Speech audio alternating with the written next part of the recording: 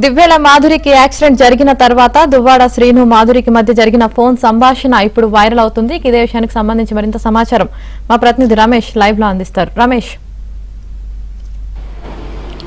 ప్రధానంగా ఏదైతే శ్రీకాకుళం జిల్లాలతో పాటు రాష్ట్ర వ్యాప్తంగా సంచలనం సృష్టించినటువంటి దువ్వాడ ఫ్యామిలీ డ్రామా మరో కొత్త మలుపు తిరిగిందని చెప్పుకోవచ్చు. ప్రధానంగా రోజుకు ఆసక్తికరమైనటువంటి ట్విస్టులతో ఈరోజు మరో ట్విస్ట్ బయటపడింది. ప్రధానంగా ఏదైతే దువ్వాడ వాణి శ్రీనివాస్ మధ్య ఉండేటటువంటి విభేదాలు దాదాపుగా 25 రోజుల నుంచి ఇంకా కొనసాగుతూనే ఉన్నాయి. ముఖ్యంగా దువ్వాడ వాణి అక్కడ ఆందోళన ప్రస్తుతం కూడా కొనసాగిస్తోంది. ముఖ్యంగా ప్రతిరోజు కూడా దువ్వాడ శ్రీనివాస్ నివాసానికి వెళ్ళటం, అక్కడే ఆందోళన నిర్వహించడం ప్రస్తుతం కూడా కొనసాగిస్తుంది. అయినప్పటికీ కూడా శ్రీనివాస్ ఇంట్లో నుంచి బయటికి రావడం లేదు, దువ్వాడ వాణి లోనికి ఎంటర్ చేయట్లేదు. మొత్తానికి ఏదైనప్పుడు కూడా ఈ ఎపిసోడ్ అంతా దాదాపుగా సుమారుగా 4 రోజులు గడిచిపోయింది. అయితే ముఖ్యంగా ఈ ఎపిసోడ్లో కీలకమైనటువంటి ఘట్టం ఏంటంటే ముఖ్యంగా దివ్యల మాధురి అనేటటువంటి మహిళతో శ్రీనివాస్కు పరిచయం అయిన తర్వాత వాణి కుటుంబాన్ని దూరం చేసుకున్నాడు శ్రీనివాస్ అనేటటువంటి ఆరోపణ మొదటి నుంచి కూడా వాణి చేస్తోంది. అయితే ముఖ్యంగా ఈ రోజు ఒక ఆడియో బయటకు వచ్చింది. ముఖ్యంగా దివ్యల వాణి ఇదే క్రమంలో ఏదైతే 4 రోజులుగా జరుగుతున్నటువంటి వ్యవహారం గొడవ ఉందో ఈ గొడవ నేపథ్యంలో దివ్యల మాధురి ఒడిశాకు వెళ్తున్నటువంటి క్రమంలో పలాస దగ్గర తన కారు యాక్సిడెంట్కి గురైంది. ఆ తర్వాత పలాస ప్రభుత్వ ఆసుపత్రిలో కొద్దిసేపు చికిత్స పొందిన తర్వాత ఆమెను అపోలో విశాఖపట్నానికి తరలించారు. స్వల్ప గాయాలతోనే బయటపడింది. అయితే ఆ సమయంలో దివ్యల మాధురి ప్రధానంగా మీడియాకు ఒక స్టేట్మెంట్ ఇచ్చింది. ముఖ్యంగా గత కొంతకాలంగా వాణి తనపైన దువ్వాడ శ్రీనివాస్కు మధ్య ఏదో అక్రమ సంబంధాన్ని నెలకొల్పి తన క్యారెక్టర్ని బ్యాడ్ చేసేటటువంటి ప్రయత్నం చేస్తుంది కాబట్టి తీవ్రమైనటువంటి మనస్తాపం చెంది తన ఆత్మహత్య చేసుకోవాలనుకున్నాను. ఇదే నేపథ్యంలో ఎదురుగా ఉన్నటువంటి మరో కారును ఢీకొట్టేటటువంటి ప్రయత్నం చేశాను అనేటటువంటిది ఆ రోజు ఆమె పోలీసులకు ఇచ్చినటువంటి స్టేట్మెంటు, మీడియాతో చెప్పినటువంటి విషయం కూడా అదే. అయితే ఆ తర్వాత ఆలస్యంగా అందరూ కూడా అది ప్రమాదంగానే భావించారు. అంటే అనుకోకుండా జరిగినటువంటి ఇన్సిడెంట్ అని కొంతమంది భావించారు. ఆ తర్వాత ఏదైతే తనకు తానుగా సెల్ఫ్ యాక్సిడెంట్ చేసుకున్నాను, చనిపోవాలని డిసైడ్ అయిన తర్వాతే తను యాక్సిడెంట్ చేసుకోవాలని నిర్ణయించుకున్నాను అనేటటువంటిది ఆమె చెప్పినటువంటి మాట. మొత్తానికి ఎపిసోడ్ అంతా నడుస్తోంది. ఒకవైపు వాణి ఎట్టి పరిస్థితుల్లో శ్రీనివాస్తోనే ఉంటానని తేల్చి చెప్పడం, అక్కడ నిరాహార దీక్ష కొనసాగించడం, ఆ తర్వాత శ్రీనివాస్ కూడా ఎట్టి పరిస్థితుల్లో వాణితో కలిసి ఉంటానని చెప్పడం, ఆ తర్వాత పెద్దలు రాజీ కుదిర్చేటటువంటి ప్రయత్నం చేయడం, ఇవన్నీ కూడా జరుగుతూ ఉన్నాయి. ఇంకా కొనసాగుతుంది ఆ ఎపిసోడ్. అయితే ఇదే నేపథ్యంలో తాజాగా ఒక ఆడియో బయటకు వచ్చింది. ఏదైతే దివ్యల మాధురి పలాస దగ్గర యాక్సిడెంట్కి గురైందో ఆ యాక్సిడెంట్కి గురైన తర్వాత మొదటిసారిగా దువ్వాడ శ్రీనివాస్ తనకు ఫోన్ చేశాడు. ముఖ్యంగా ఆ దువ్వాడ శ్రీనివాస్ మాధురి మధ్య జరిగినటువంటి సంభాషణ ఇప్పుడు ఆసక్తికరంగా మారింది, తీవ్రమైనటువంటి సంచలనంగా మారుతోంది. ముఖ్యంగా ఆడియోని కొద్దిసేపటి క్రితం మన ఏబిఎన్ స్క్రీన్ పైన చూసాం. దానిలో ముఖ్యమైనటువంటి సారాంశం ఏంటంటే యాక్సిడెంట్ జరిగిన తర్వాత అంటే ముఖ్యంగా పోలీసులు ప్రాథమికంగా ఏదైతే దివ్యల మాధురి ర్యాష్ డ్రైవింగ్తో వెళ్తున్నటువంటి క్రమంలో ఫోన్ మాట్లాడే క్రమంలోని ప్రమాదానికి గురైంది, ఎదురుగా ఉండేటటువంటి కారుని ఢీ కొట్టింది అనేటటువంటి అనుమానాన్ని ప్రాథమికంగా పోలీసులు వ్యక్తం చేశారు. అయినప్పటికీ కూడా మాధురి మొదటి నుంచి ఒకటే చెప్తోంది.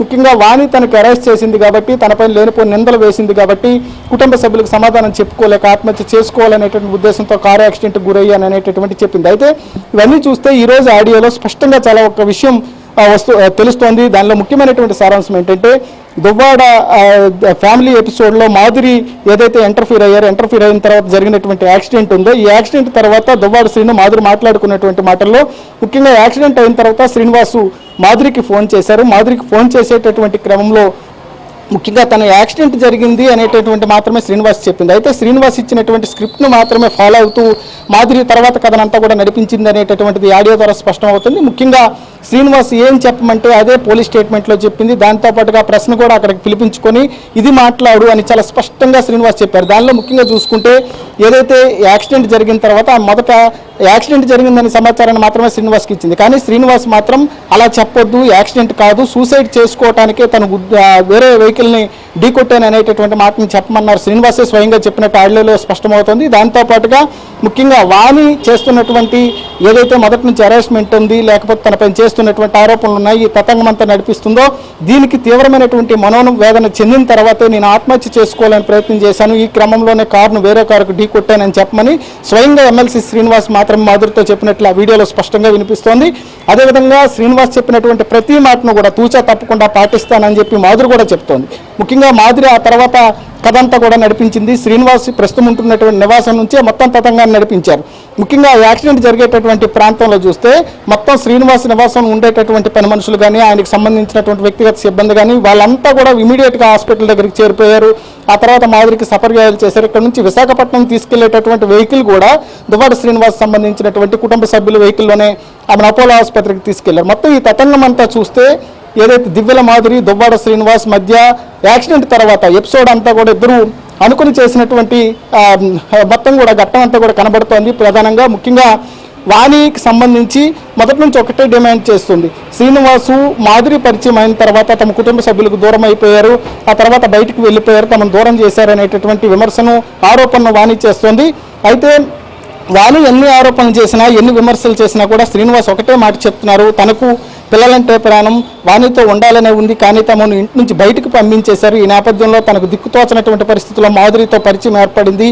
వాణి లేనటువంటి లోటును మాధురి తీర్చింది. ఎప్పుడు ఆహారం కావాలన్నా ఇతరత్ర ఎలక్షన్లకు సంబంధించి సహాయ సహకారాలన్నీ కూడా మాధురి అందించిందని చెప్పి శ్రీనివాస్ చెప్పారు. ఆ తర్వాత మాధురి కూడా అనేక సందర్భాల్లో నాకు సర్వం శ్రీనివాస్ అని చెప్పి చెప్పడం ఇవన్నీ కూడా చూసాం. అయితే ముఖ్యంగా చూస్తే యాక్సిడెంట్కి సంబంధించి ఆ రోజు ఒక పెద్ద సంచలనంగా మారింది. ఆ సంచలనమైనటువంటి యాక్సిడెంట్లో ఈమె ప్రధానంగా శ్రీనివాస్ చెప్పినట్లు ఆడింది అనేటటువంటిది ఈ ఆడియో ద్వారా స్పష్టమవుతోంది. దీనిలో స్పష్టంగా శ్రీనివాస్ ఏ రకమైనటువంటి స్టేట్మెంట్ ఇమ్మని చెప్పారో అదే అంశాలను ఫాలో అవుతూ మొత్తం కూడా కథను మాధురి మొత్తం కూడా నడిపింది. ముఖ్యంగా మాధురికి సంబంధించి అయితే మొదటి నుంచి కూడా యాక్సిడెంట్ జరిగిన మరుసటి రోజు నుంచే ఇన్స్టాగ్రామ్లో కానీ సోషల్ మీడియాకి సంబంధించిన ఇతర ప్లాట్ఫామ్స్ అన్నింటిలో కూడా యాక్టివ్గా ఉంది.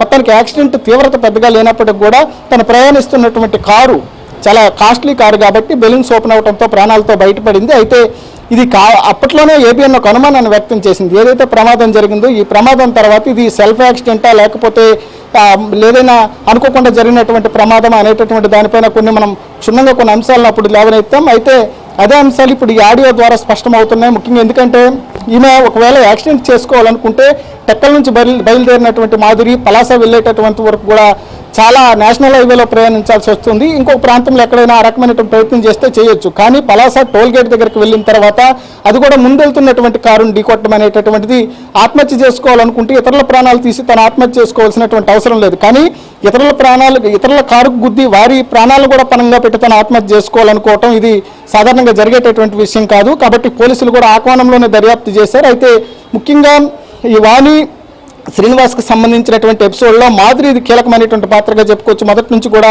ఆస్తులకు సంబంధించి లేకపోతే కుటుంబ వ్యవహారాలకు సంబంధించి మాధురినే దువ్వడవాన్ని టార్గెట్ చేస్తున్నారు. ఎందుకంటే మొత్తం కూడా భార్యాభర్తల మధ్య జరిగేటటువంటి వివాదాలకు మాధురియే కేంద్ర బిందువుగా ఉంది కాబట్టి ఇదే అంశంపైన మొదటి నుంచి కూడా వాణి మాట్లాడుతోంది. ముఖ్యంగా వాణికి సంబంధించి చెప్తున్నటువంటి అంశాలన్నిటి కూడా ఇప్పుడు బలం చేకూరుతున్నాయి. ముఖ్యంగా ఒక రకంగా శ్రీనివాసు దివ్యల మాధురి ఇద్దరు కలిసి ఉండాలనేటటువంటి ఒక డెసిషన్కి వచ్చేసిన తర్వాతే ఎవరైతే దువ్వాడ వాణి ఉందో వాణి ఫ్యామిలీకి శ్రీనివాస్ దూరంగా వెళ్ళిపోయారనేటటువంటిది స్పష్టంగా ఈ ఆడియో ద్వారా స్పష్టమవుతుంది. దీనిలో భాగంగానే యాక్సిడెంట్ అయిన వెంటనే శ్రీనివాస్ మాధురికి చెప్పినటువంటి అంశాలు కూడా అనుమానాలను రేకెత్తిస్తున్నాయి. మొత్తానికి మాధురికి సంబంధించినటువంటి యాక్సిడెంట్ ఏదైతే జరిగిందో ఆ యాక్సిడెంట్లో ఇద్దరు కూడా జరిగినటువంటి సంభాషణ, ఆ తర్వాత మాధురి వ్యవహరించినటువంటి తీరు ఇవన్నీ కూడా చూసుకుంటే చాలా క్లియర్గా కనబడుతుంది. శ్రీనివాసు మాధురి కలిపి ఆడినటువంటి డ్రామా దువ్వాడ ఫ్యామిలీ డ్రామాలు ఇది ఒక కొత్త అంశంగా తెలుసుకోవచ్చు. మొత్తానికైతే ఏదైతే తాజాగా బయటకు వచ్చినటువంటి ఆడియో ఉంది, ఈ ఆడియో ఇప్పుడు ప్రస్తుతం మళ్ళీ దువ్వాడ ఫ్యామిలీకి సంబంధించిన డ్రామాలో మరొక సంచలనంగా మారబోతుందని చెప్పుకోవచ్చు.